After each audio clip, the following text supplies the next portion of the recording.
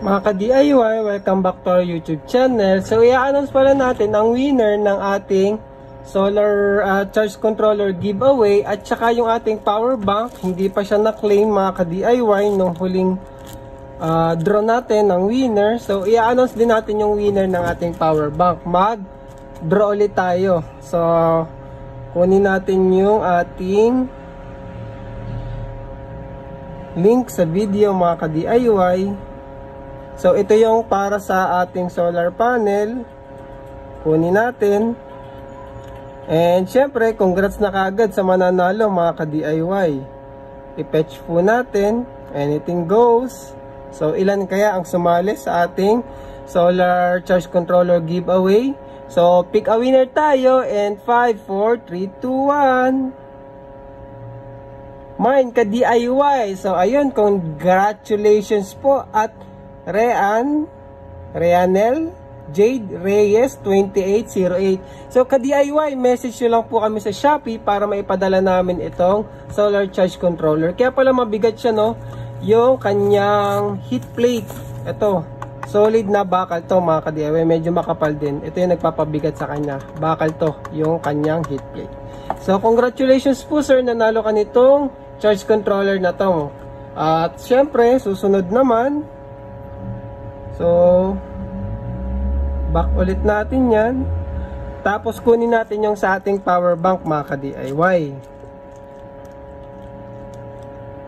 Sa ating power bank ay ito, ayan. So, ang daming sumali dito, no? Kaso yung napili nating nanalo ay hindi po nag-claim. Kaya, pipili ulit tayo. So, fetch natin, anything goes. So, medyo marami-rami to. So, ayun, oh. 5, 4, 3, 2, 1. Pick a winner tayo, mga ka-DIY. Ayun, no. Jonathan Lauta 6452. Maganda yan, ka-DIY Pinoy. So, God bless you. God bless you din po, ka-DIY. So, kayo po yung nanalo nitong power bank na to.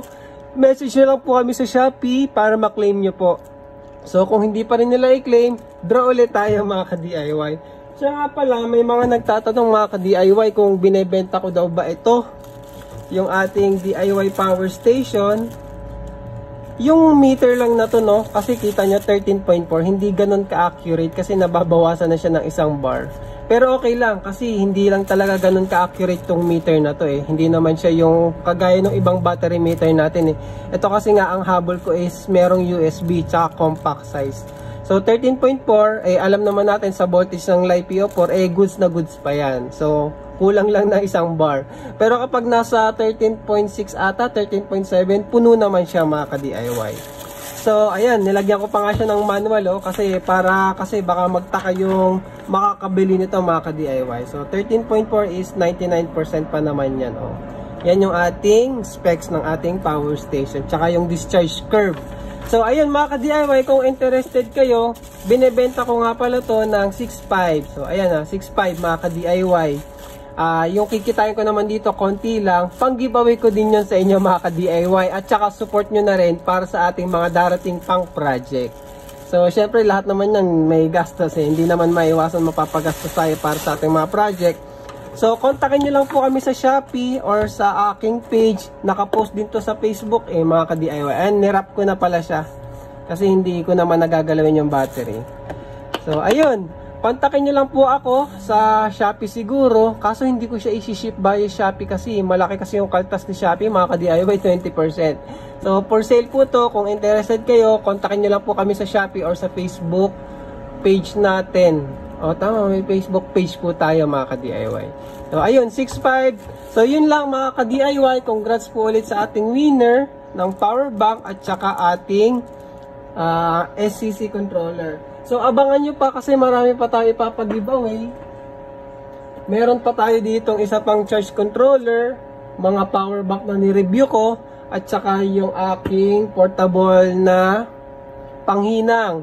Pati pang mga ka-DIY, mag-giveaway din ako ng spot welder. So, abangan nyo yan mga ka-DIY. Maraming salamat and thank you for watching.